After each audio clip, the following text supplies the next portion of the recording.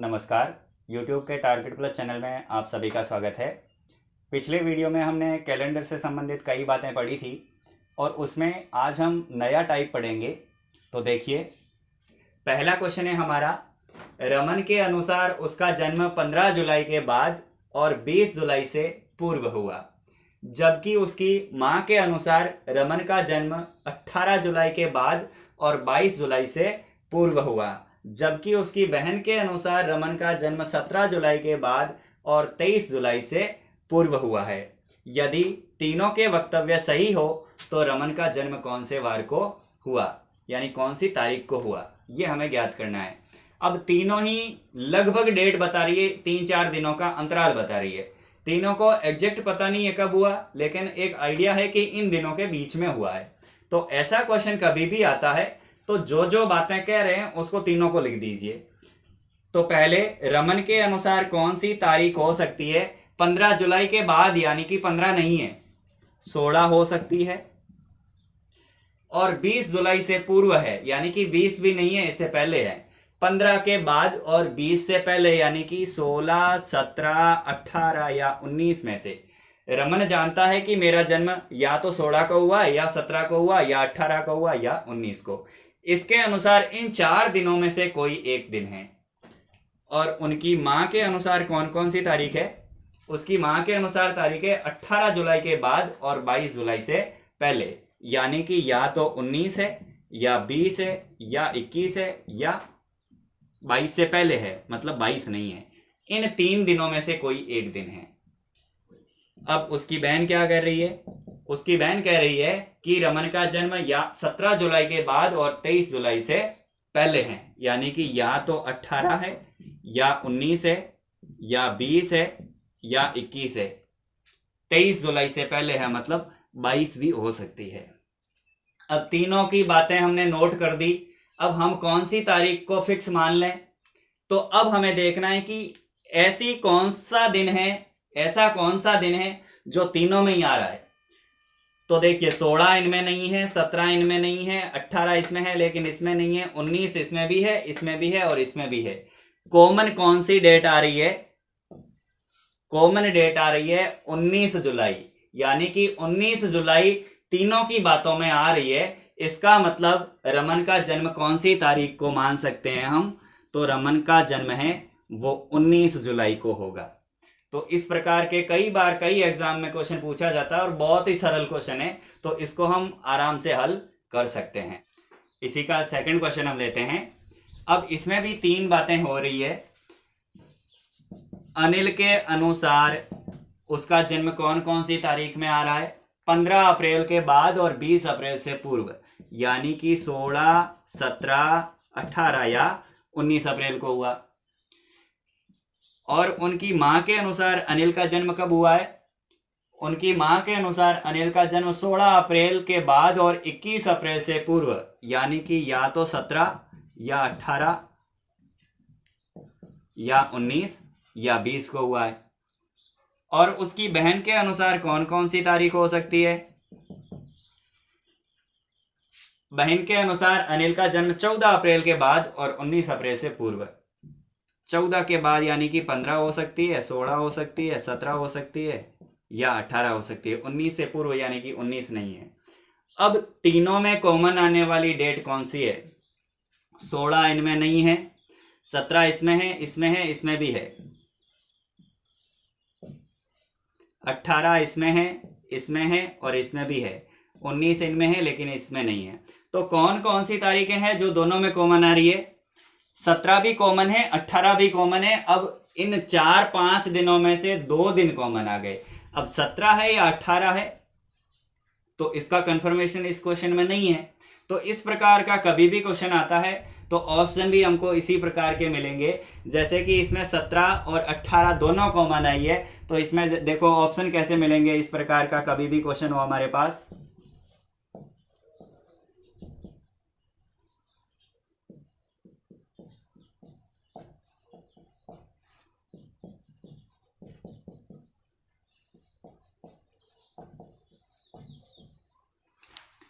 अब हमारे पास ऑप्शन है 17 अप्रैल को, 18 अप्रैल को, 17 अप्रैल या 18 अप्रैल को, 17 अप्रैल और 18 अप्रैल। और का मतलब दोनों होता है और या का मतलब, अब जन्म 2 बार तो हुआ नहीं है, 1 बार ही है। या 17 को तो मान नहीं सकते क्योंकि 18 भी कॉमन है, और 18 भी नहीं मान सकते क्योंकि 17 भी कॉमन है। अब 17 या 18 ये ऑप्शन हमारा राइट है, यानी कि अनिल का जन्म हमें 2 डेट मिली है, 17 18 दोनों कॉमन है। इसका मतलब या 17 को हुआ है या 18 को, इन दोनों में से किसी एक दिन को इसका जन्म हुआ है। तो ऐसा कोई भी क्वेश्चन आता है तो इसमें ये 2 टाइप के ही क्वेश्चन बनेंगे और इसमें ज़्यादा हमें पढ़ने की आवश्यकता नहीं है, बहुत ही सरल है, इसको हम आसानी से हल कर सकते हैं। सेकंड नए टाइप का क्वेश्चन लेते हैं। तो नेक्स्ट क्वेश्चन है हमारा, शनिवार से शुरू होने वाले 30 दिनों के किसी माह में एक कार्यालय में प्रत्येक रविवार और प्रत्येक दूसरे शनिवार, यानी कि रविवार प्रत्येक है लेकिन शनिवार प्रत्येक नहीं है, प्रत्येक दूसरा है, यानी कि एक छोड़ के एक है, को अवकाश रहता है, तो बताओ वह कार्यालय उक्त माह में कितने दिन खुलेगा। यानी कि पहले तो हमको ये देखना है कि इसमें छुट्टियां कितनी मिलेगी इसको, और महीने की शुरुआत का मतलब है 1 तारीख, शनिवार से शुरू हो रहा है यानी कि 1 तारीख को शनिवार था। अब छुट्टियां शनि और रविवार के अलावा तो है नहीं, अब इसमें से पहले काउंट करते हैं छुट्टियां कितनी पड़ेगी। तो 1 तारीख को शनिवार है, 7 दिन बाद वापस शनिवार आएगा, तो 1 और 7 8 को शनिवार, 8 और 7 15 को शनिवार, 15 और 7 22 को शनिवार, 22 और 7 29 को शनिवार। अब शनिवार में कौन कौन से शनिवार को छुट्टी होती है, प्रत्येक दूसरे को, पहले को नहीं है, दूसरे को है, तीसरे को नहीं है, चौथे को है। शनिवार को छुट्टियां कितनी मिली, 2 छुट्टियां मिली, और प्रत्येक रविवार को छुट्टी मिलती है। तो 1 तारीख को शनिवार है यानी कि 2 को रविवार है, फिर 8 को शनिवार यानी कि 9 को रविवार है, 15 को शनिवार यानी कि 16 को रविवार है, 22 को शनिवार यानी कि 23 को रविवार है, और 29 को शनिवार है यानी कि 30 को रविवार है। अब रविवार की छुट्टियां कितनी मिली, 1 2 3 4 और 5। शनिवार के अवकाश मिले हमको 2 और रविवार के अवकाश मिले हमको 5, 1 2 3 4 और 5, टोटल छुट्टियां कितनी मिली, 7। अब हमें पूछा उक्त कार्यालय माह में कितने दिन खुलेगा, माह कितने दिन का है, इसमें ये क्वेश्चन में लिखा है कि 30 दिनों का महीना है और इसमें हमको वर्किंग डे ज्ञात करने हैं। तो 30 माइनस लीव कितनी मिली इसको, 7 मिली, यानी कि तो वर्किंग डे कितने हो गए, 30 में से 7 गए 23। तो ये कार्यालय इस महीने में कितने दिन खुलेगा, 23 दिन खुलेगा। नेक्स्ट क्वेश्चन लेते हैं इसमें।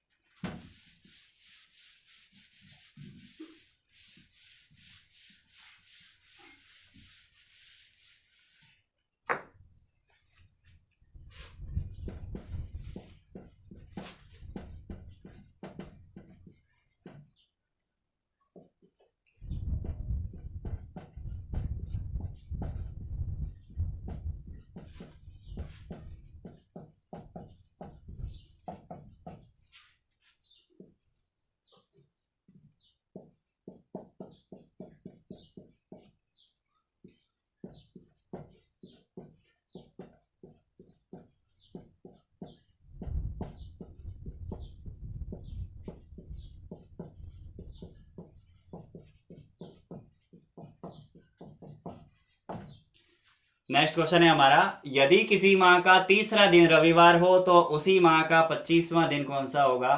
किसी भी महीने में कोई भी दिन पूछे तो हमें एक बात याद रखनी है कि 7 दिन बाद वापस सेम वार आता है। यहाँ इसने कहा तीसरा दिन रविवार है यानी कि 3 तारीख को रविवार है, और हमें ज्ञात करना है कि 25 तारीख को कौन सा वार होगा।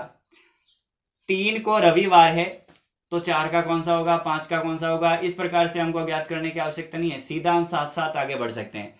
3 और 7 10 को रविवार, 10 और 7 17 को रविवार, 17 और 7 24 को रविवार। अब 24 तक पहुंच गए हैं तो 25वां ज्ञात करने में कोई समस्या नहीं है। 24 को रविवार है तो 25 को कौन सा होगा, 25 को सोमवार होगा। 26 का पूछा जाता तो अब 2 3 ही ज्ञात करने पड़ते हैं हमको। तो 3 तारीख को यदि रविवार है तो 25 को कौन सा वार होगा? सोमवार होगा। तो इसमें भी कोई ज्यादा ध्यान देने योग्य बात नहीं है। साथ साथ आगे बढ़ेंगे तो महीने में 3-4 ही काउंट करने पड़ेंगे, तो इसमें कोई याद रखने योग्य बात नहीं है। नेक्स्ट क्वेश्चन लेते हैं।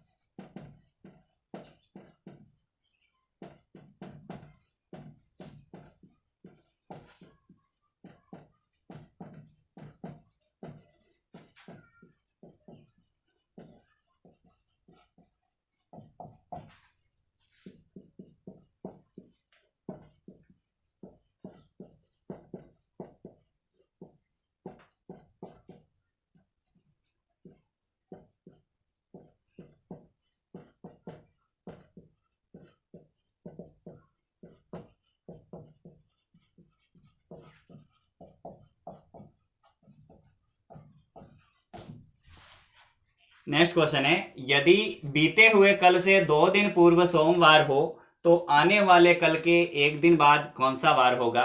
ऐसा कभी भी क्वेश्चन आता है तो हम जितने वार होते हैं उनको नोट करना है हमको।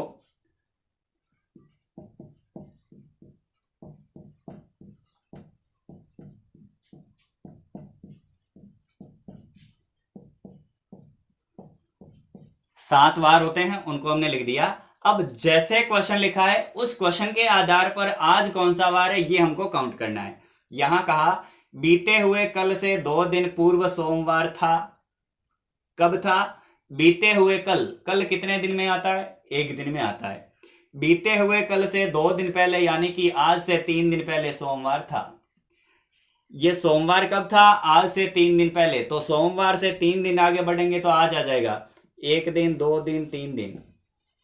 आज कौन सा वार हुआ इस क्वेश्चन के अनुसार? गुरुवार। वापस वेरीफाई करिए इसको। इसने कहा बीते कल से 2 दिन पहले सोमवार है। अब होता है कि नहीं होता है? आज गुरुवार माने तो बीते कल को कौन सा वार था? बुधवार था। इससे 1 दिन पहले मंगलवार और 2 दिन पहले सोमवार था। तो क्लियर हुआ आज कौन सा वार है? गुरुवार है। अब आज गुरुवार मानते हुए जो क्वेश्चन पूछा उसका उत्तर देना है। आने वाले कल के 1 दिन बाद। अब से और के में कई लोग कंफ्यूज होते हैं, तो इसमें कंफ्यूज होने की बात नहीं है। हिंदी के अनुसार पहले के लिए से लगता है और बाद के लिए के लगता है। बाद की तारीख का पूछा जाता है तो वहां से नहीं लगता, के लगता है। लेकिन रीजनिंग के क्वेश्चन में ऐसा कुछ भी लिखा हो उसमें चलता है, हिंदी के अनुसार नहीं होता है। लेकिन यहाँ से और के में कंफ्यूज होने की आवश्यकता नहीं है, कुछ भी लिखा हो। तो आज गुरुवार मानते हुए हमें पूछा आने वाले कल के 1 दिन बाद। आज गुरुवार हो तो आने वाले कल को कौन सा वार होगा? शुक्रवार होगा। और इससे कितने दिन बाद पूछा? 1 दिन बाद। तो इससे 1 दिन बाद कौन सा होगा? शनिवार होगा। तो इस क्वेश्चन के अनुसार आने वाले कल के 1 दिन बाद कौन सा वार होगा? शनिवार होगा। इसका एक क्वेश्चन और लेते हैं हम।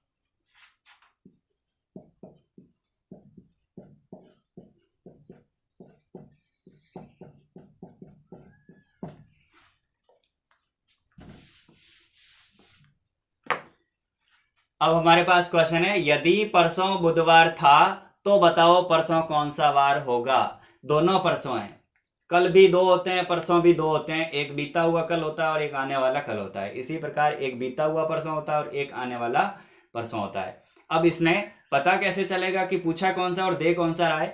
परसों बुधवार था का मतलब पहले कभी था, यानी कि ये पहले वाला है। और परसों कौन सा वार होगा यानी कि ये आने वाला परसों है।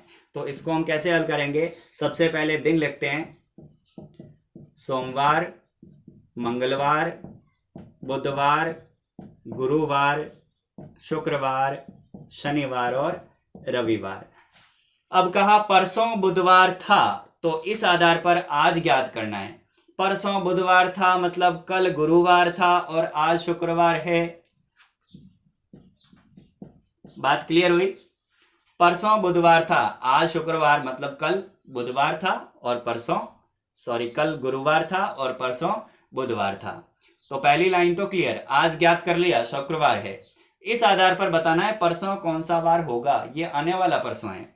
आज यदि शुक्रवार हो तो आने वाले कल को कौन सा वार होगा, शनिवार होगा, और परसों कौन सा वार होगा, रविवार होगा।